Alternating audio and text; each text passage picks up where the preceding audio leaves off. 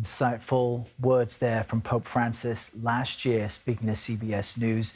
At this point, let's bring in CBS News congressional correspondent Nicole Killion, who is joining us from the White House as we still absorb the news of the death of Pope Francis at age 88. Nicole, good morning to you.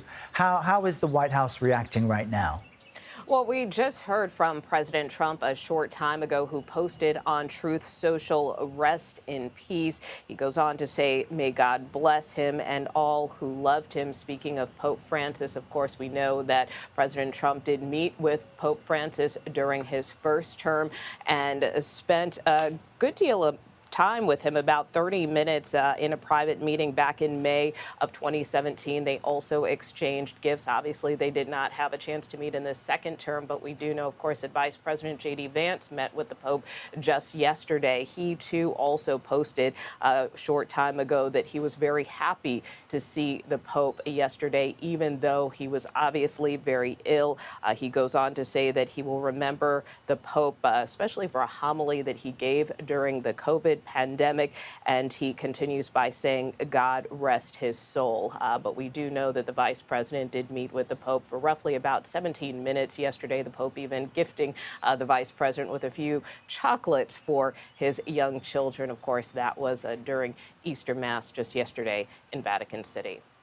Yeah, Nicole, that meeting carrying with it now so much more importance with this news. One of the first acts of this Pope was to visit the Mediterranean island of Lampedusa to kind of highlight the issue of migrants coming into Europe. And his papacy had been marked by a level of sympathy for those aiming to move to other places for better lives. And that had been a friction point between this Pope and the Trump administration and the previous Trump administration. I understand even with Vice President J.D. Vance and his aim to meet with the Pope this past weekend, there were also some delays and friction points as well. Can you highlight some of what that was?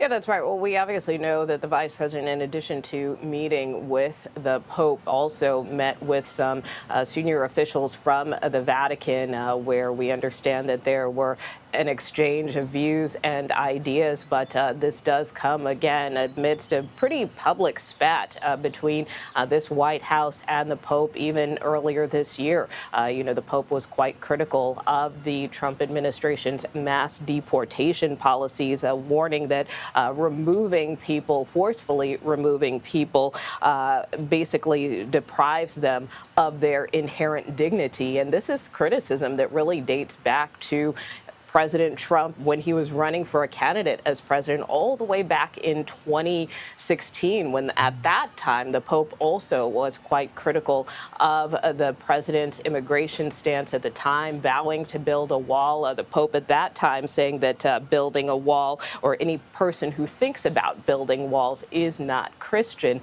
At that time, President Trump was critical of the Pope, saying, that was disgraceful to try to question his faith and Christianity. In spite of that, though, as I mentioned, the president ultimately met with the Pope in 2017, obviously, despite their differences in views. Again, we saw the vice president meet with the Pope just yesterday. So while they criticized each other publicly, it didn't stop them from trying to maintain a relationship with the Holy See and with the Vatican. Of course, we know that certainly the Pope and the Vatican tries to be neutral in terms of its politics. And so maintaining those relationships certainly were equally important, not only to the White House, but certainly to the Vatican as well.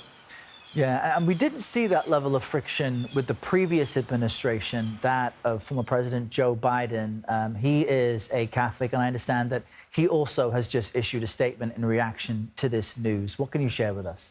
Yeah, that's right. And we know certainly the President Biden, too, spent a great deal of time with the late Pope Francis. He said in a statement that Pope Francis will be remembered as one of the most consequential leaders of our time, and I am better for having known him. For decades, he served the most vulnerable across Argentina, and his mission of serving the poor never ceased. But again, in terms of the President Biden, that is, we know that he met with Pope Francis back in October of 2021. Of course, President Biden was also just the second Catholic president here in the United States. So certainly a very special relationship there. But that was one of several meetings that President Biden had during his tenure, not only as president, but also vice president as well.